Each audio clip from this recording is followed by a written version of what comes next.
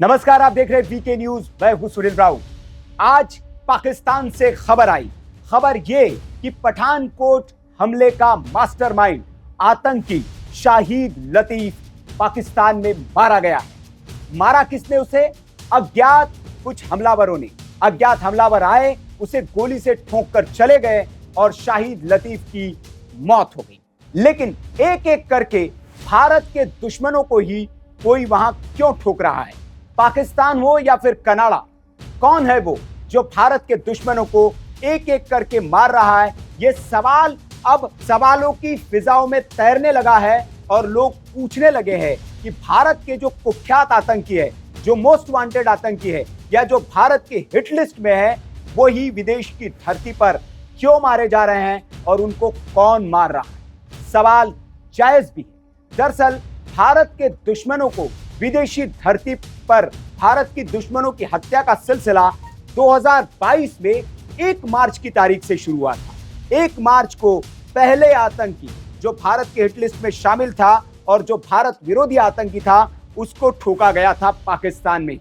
उसके बाद से लगातार अगर हम बात करें तो 19 महीने में 17 आतंकियों की मौत हो चुकी है। उन्हें किसी अज्ञात हमलावरों ने विदेशी धरती पर ठोका है। कौन है वो शख्स जो ये सब इस काम को अंजाम दे रहा है? ये सब लोग पूछ रहे हैं।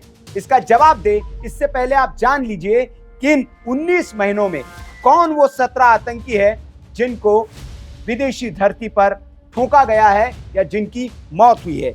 तो आपको बता दें कि विदेशों में भारत विरोधी आतंकियों की हत्या की जो शुरुआत है वो जैश ए मोहम्मद के आतंकी मिस्त्री जहूर इब्राहिम और शाहिद अखुंद की हत्या के साथ शुरू हुआ था। जैसे कि मैंने आपको बताया कि 1 मार्च को कराची में 2022 को अज्ञात बंदूकधारियों ने गोली मारकर उसकी हत्या कर दी थी। ये वही आतंकी है जो IC-814 विमान के हाईजैकर में से एक था और ये प्रमुख ISI ऑपरेटिव भी था। इसके अलावा अगर मैं बात करूं तो मोहम्मद लाल जो कश्मीर विद्रोह से करीब से जुड़ा हुआ था, उसकी 19 सितंबर 2022 को नेपाल के काठमांडू के बाहर गोथातर में रहस्यमय तरीके से गोली मारकर हत्या कर दी गई थी। ये हो गए 2। इसके बाद बब्बर खालसा इंटरनेशनल का आतंकवादी हरविंदर सिंह संधू और रिंदा की लाश 19 नवंबर 2022 को लाहौर के एक मिलिट्री हॉस्पिटल में मिली थी। बताया यह गया था तब कि उसकी मौत नशीली दवाओं के ओवरडोज के कारण हुई है। रिंदा पंजाब पुलिस मुख्यालय पर जो RPG हमला हुआ था और उसके अलावा भारत विरोधी कई गतिविधियों में वो शामिल था।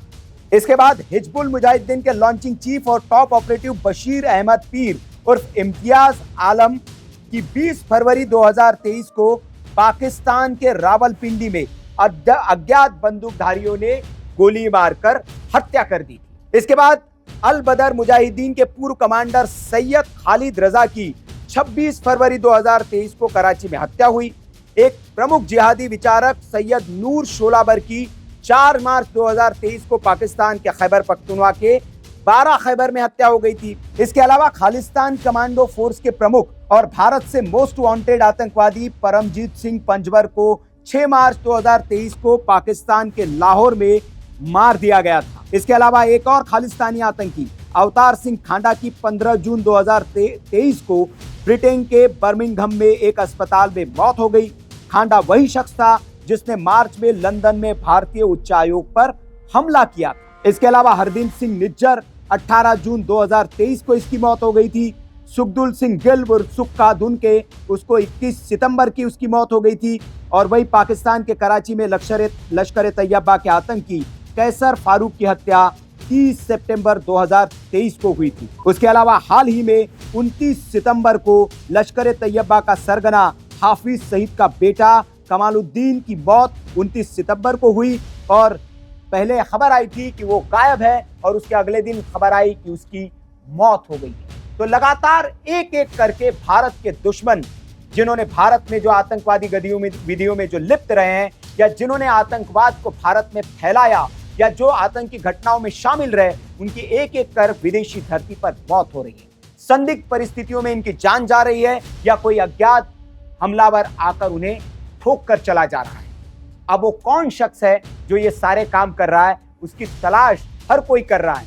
पाकिस्तान की आईएसआई तो जरूर कर रही होगी कि कौन है जो हमारी धरती पर घुसकर हमारे ही लोगों को मारकर चला जा रहा है और आईएसआई कुछ नहीं कर पा रहा है, उसे भनक तक नहीं लगी है।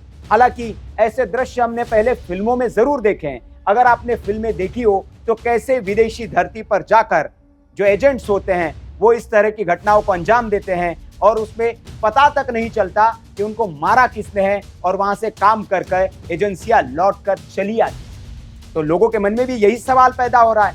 भारत के लोग भी फिल्मों से प्रेरित होकर यही सवाल पूछ रहे हैं कि कहीं ऐसा तो नहीं है कि ये भारत की एजेंसियां जो है वो सब वहां जाकर काम तमाम कर दे रही है और अपने दुश्मनों का एक एक करके खात्मा कर रही है। हालांकि ये बातें फिल्मी हैं, इस पर मुहर नहीं लगाई जा सकती है, लेकिन सवाल तो सवाल है और उसका जवाब तो बनता है। आपकी इस खबर पर क्या राय है, हमें कमेंट करके जरूर बताएं। वीडियो अच्छा लगा हो तो लाइक करें, शेयर करें और ऐसी खबरों के लिए आप देखते रहिए वीके न्यूज। नमस्कार। वीके न्यूज, राष्ट्र के नाम।